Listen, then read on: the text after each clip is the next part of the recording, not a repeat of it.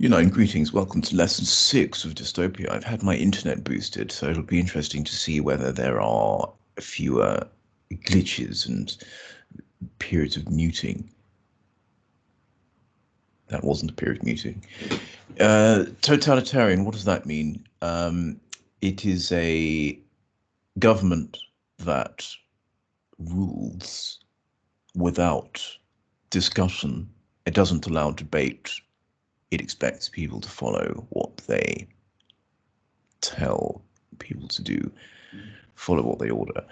But how is Big Brother's regime represented as a totalitarian government? Let's talk. Well, they don't allow people to really think for themselves. They have a strict class system. There's the inner party, the outer party, and the rest are proles. The proles are expected to be obedient, not follow any other religions. So I suppose they deprive people of freedoms. Apprehension, what a clever word. Anxiety or fear, Latin apprehension, apprehendere, to seize or grasp. Yes, prendere means to take, apprehendere means to seize. Okay. Anxiety or fear, you're taken with fear, you're grasped with fear that something unpleasant will happen. Today, oh no, well, let's go back and do some more starter type work. There's some interesting questions here. What techniques can a writer use to create apprehension in the reader? Last lesson we looked at how George Orwell creates fear and tension by using short sentences, adjectives, first person, here and now narrative. What else? Use of the 5 senses. Choose any of those, really. And want a brain teaser? Well, if you don't, here it is. What wider messages about politics and government? Oh, sorry, something's in the way of that. Do you think Orwell is giving in 1984? What wider messages about politics and governments do you think Orwell is giving in 1984? That's a really interesting question. Well, what was going on in Orwell's time in 1948? We've spoken about Hiroshima, we've spoken about, well, I'll take that as a cue to do some revision. We have spoken about dystopian governments and nuclear disaster, religious control, loss of individualism. These things were occurring in Orwell's time. Human rights were deprived. The Hitler Youth were on the scene. They became soldiers. Remember 1984? Orwell said you should deplore a dystopia. You should deplore governments. Deplore means to hate or despise, dislike. Therefore, it's a cautionary tale against totalitarian governments taking power. O'Brien is a spy, and he sent Winston to room 101 in our last lesson. Remember the torture chamber where by the influence of some rats, Winston confessed to being a member of to being a rebel. We're going to find 4 to 6 short quotations that create fear and tension, and then in due course you're going to write some sort of assessment, turn those into paragraphs. So today we want you to simply explode 4 to 6 quotations. How does Orwell create fear and tension in the extract? So could you copy the first quotation down? The worst thing in the world. It's an example. The worst is an example of a superlative. Worst, what does it mean? There's nothing more uncomfortable. There is something horrific about to happen. It's the most frightening, uncomfortable, and horrific thing imaginable. The worst thing in the world? Basically, Winston would like to be anywhere but here. Just quickly write that down for me.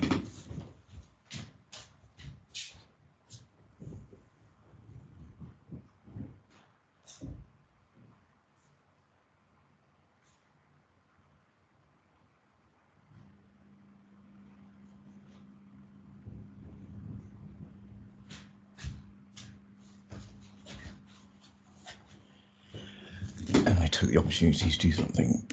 Quotation 2. Do you want me to show you what we're looking at?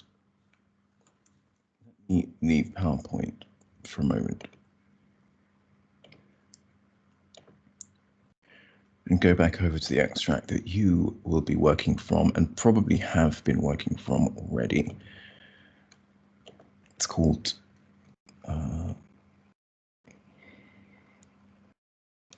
there we are, 1984, chapter 5, extract 3.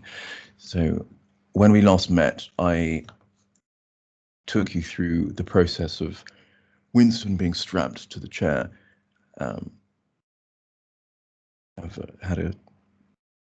having a cage of rats attached to his face, and following his bodily reactions as the terror of his greatest fear is inches away from him. And we highlighted some quotations. So room 101's the worst thing in the world. There's some options of being buried alive, death by fire, which are outweighed by rats in Winston's mind. Now, I've also highlighted O'Brien making an effort to control his voice. You might want to highlight some other quotations. O'Brien speaks with a schoolmasterish manner. It's the idea that he's a dominant, overbearing figure, intimidating figure, perhaps. I've also highlighted a rodent is carnivorous, and another couple of quotations that I'm going to be exploding with you today. You could either explode them with me or choose your own, which will be more sophisticated, more challenging. And the challenging path will always improve you more. We're also going to be looking at starving brutes, I think. I haven't looked at shoot out of it like bullets, but it's well worth looking at that too. So I'm going to explode 4 with you now, and then I'm going to invite you to do the 5th one. Then we'll write an overview as well. So 4 quotations and plus an overview, and your lesson is done. So let's go back over to the PowerPoint. What's going on here? Is this recording? No, this isn't recording.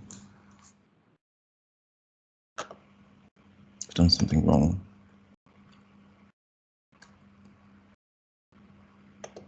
Do I want to collaborate on the whiteboard? Absolutely not. Sorry about this.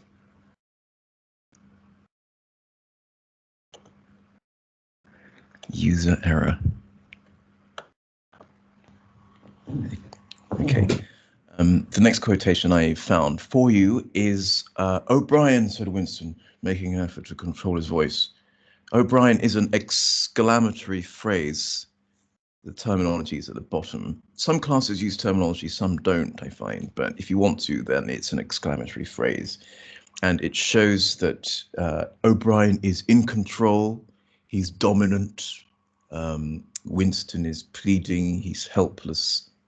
And then over to the right-hand side of the quotation, he's making an effort to control himself, so he's clearly terrified, and he's in a state where he's reacting to external events. He has no control. He's acting impulsively. Not even acting, he's being impulsive, I suppose. And control is a verb. He has no dominion over himself. He's unable to restrain his fear.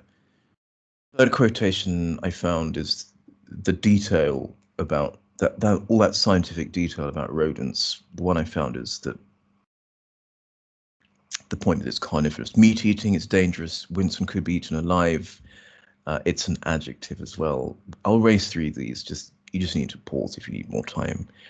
So carnivorous, meat eating. The rats could probably eat Winston. Foul, musty odor of the brutes struck his nostrils.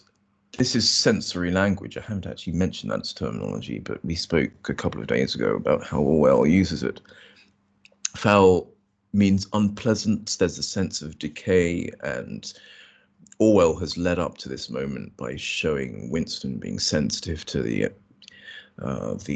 smells, the odors of his environment, the boiled cabbage in his apartment block, the mess in Mrs. Parsons' flat, and the vodka that tastes, is it vodka or gin that tastes like acid? And now, so the reader is tuned in to how Winston experiences environment through his nose, and now he's smelling his fear, the unpleasant smell of rats. Brutes, this is an epithet. An epithet means a descriptive phrase like a nickname. Brutes are wild, they're strong, they're dangerous, and the smell struck his nostrils as if they're attacking them. Finally, quotation 5, I've left this to you. It's a list of 3: blind, helpless, mindless. What can we say here? Well, the phrase could be termed as a list of 3, and it shows that he can't see. He is unable, he's in a position where he can't be helped, where he can't help himself. And mindless means he's been paralyzed by fear. He's out of, he has no control over his reactions. Live modeling. Oh, this is where I have to write something. Okay, so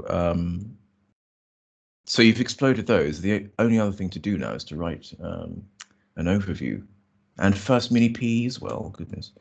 All right, so let's find adjectives with an overview. Basically, it's the map, it's the roadmap for our essay. So how does Orwell create fear and tension? First, what is this? He presents fear and tension by showing that Winston is in a frightening situation. So let's write frightening situation, frightening, helpless, dangerous situation, unpleasant, frightening, dangerous, helpless.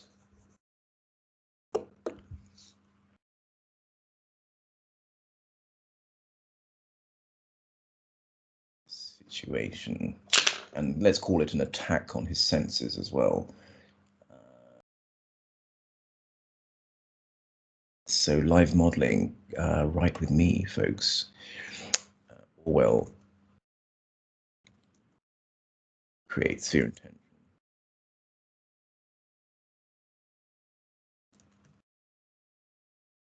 by taking Winston through an attack.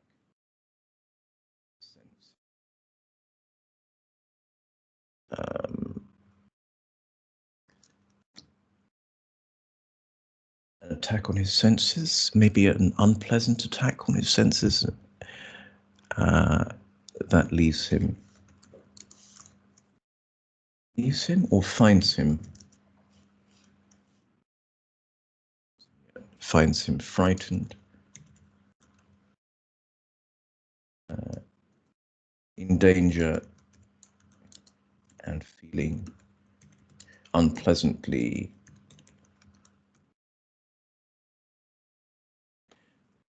well. A good overview should touch on Orwell's intentions. What's the regime that used to unperson people, or whose regime used to purge people, get rid, in other words, of members of the party government who disagreed with the direction of travel? It's Stalin's regime. So Orwell's intention is to portray, dramatize, satirize, parody, satirize, not satirize really, dramatize, allegorize, dramatize the violent nature of totalitarian regimes. A regime is an organization. Orwell creates fear and tension by taking Winston through an attack on his senses that finds him frightened, in danger, and feeling unpleasantly helpless. First mini P. Okay. Worst thing in the world. We need to write this down. Creates fear and tension. Some of you might have a different way round for writing these. You might say, when we are told that Winston is experiencing the worst thing in the world, the adjective, the superlative worst suggests, and that sort of thing, creates the superlative worst creates fear and tension when. So it's a slightly topsy-turvy. It's just not topsy-turvy, perhaps. It's a reworked way of writing the same thing. Orwell creates fear and tension. Don't deviate from what you're used to doing. Orwell creates fear and tension when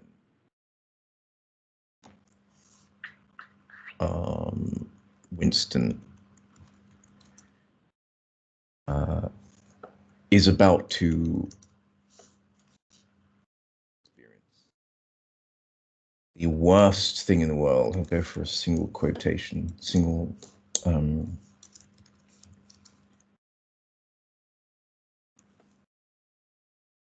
what's the terminology for worst? A single word quotation, yeah. Superlative at the bottom, and it suggests nothing could be more uncomfortable, horrific, and frightening. That's the analysis. So all creates fear and tension when the Winston is about to experience the worst thing imaginable. The superlative shows. Let's have some evaluation here. The superlative shows successfully. Usually go for successfully or effectively. Let's go for worryingly. Yeah, that's what. Superlative shows effectively how, paraphrase, what did we say? Something about uncomfortable. Nothing more uncomfortable. It says how nothing could be more frightening, horrific, and uncomfortable. How Winston, how nothing could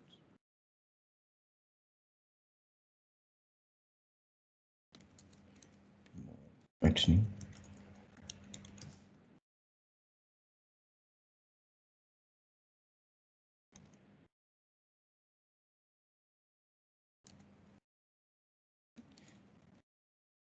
Nothing could be more that sort of thing than Winston.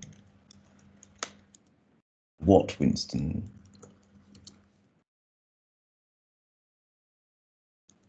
is about to experience. I've said that before. So, in fact, Orwell himself said you shouldn't repeat phrases too often. Winston, then what Winston is about to face, what Winston is going to face. I don't want to repeat about to going to face. The superlative shows effectively how nothing could be more frightening, uncomfortable, and horrific than what Winston is going to face.